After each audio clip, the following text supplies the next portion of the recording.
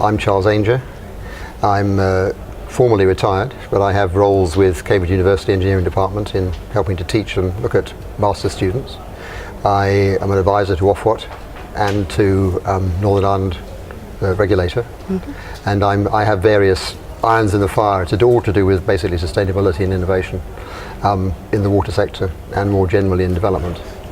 The great luxury of retirement is that you can spend your time doing what matters to you and what you think you're interested in, and that's what I'm currently doing. Sure.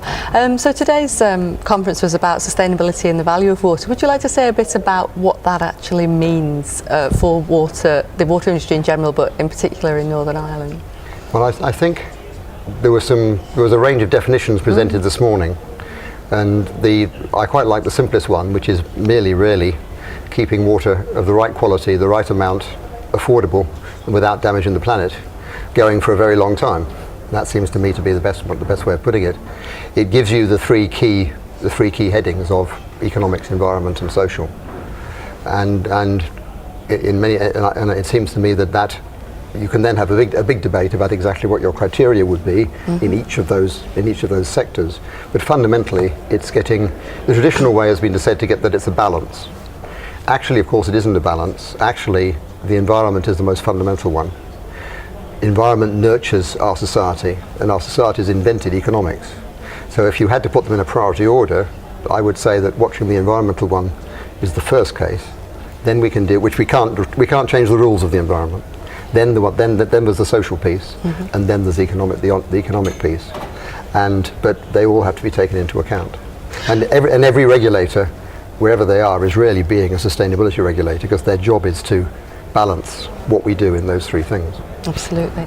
And what were the key, you haven't spoken yourself on the platform yet, but what were the key points that came out of the morning session for you? And was there anything that you heard that was new? I really enjoyed it, because I was encouraged by how much talk there is about innovation in regulation and sustainable regulation, those kind of ideas.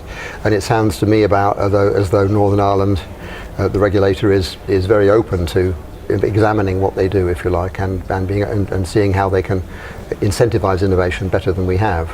So I really like David Tyler's comments from Scotland, who actually I think are probably in the lead in the water sector in the UK and thinking hard about how you incentivize innovation in WICS. And I like their their I cubed innovation, innovation, involvement and incentive, which was a neat way of wrapping it up.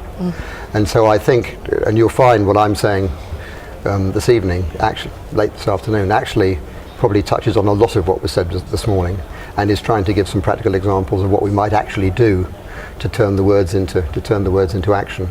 Could you say a little more about what we can expect, those examples? Well, I'm trying to argue first that adding the challenge of things like carbon reduction to the usual challenge of cost reduction actually makes cost reduction more effective, because it gets people out of their box. And we're all a bit complacent about having to do lowest cost. And I think we tend to examine it within quite a narrow set of options. But when you're told to halve your carbon imprint, that's a different kettle of fish, and it really forces you out into more radical exercises. And I think that the likelihood that innovation is likely to allow us to get value for money in the sense not only of lower cost, but also lower carbon and more sustainability at the same time. And I'm trying to illustrate that. I'm using as an example the idea of integrated catchment management, which has been talked about this morning. Many of some of the questions about kind of consents and collaboration and better modelling and farmers, all of that has come up. So I'm going to explore that as my central example. And then I'm going to spend the last few slides are about the challenges and barriers of actually getting from the idea, crossing the gap to be brave enough to do the first real project, and how you then spread that project, and just the beginnings of some examples of how people are grappling with that kind of collaborative behaviour and learning to understand each other a bit better to actually make progress in that. Sure. And finally, could you just say a little about the value of an event like Water NI? What do you think the value is? I'm struck by the coordination and consistency of the talks, in that I think you've had quite a strong controlling focus on what people talk about, and I think that from many different approaches, with a strong focus on sustainability, innovation in Northern Ireland, and compared to many conferences which I think tend to be too broad I think that's really valuable here, and I think the audience relates to that. And again, as I've said earlier, I think the allowance for a lot of question and answer and discussion, as well as the talks, is particularly relevant in this kind of Northern Ireland context, because it can be very specific and not very general. So I think it's been a good structure so far.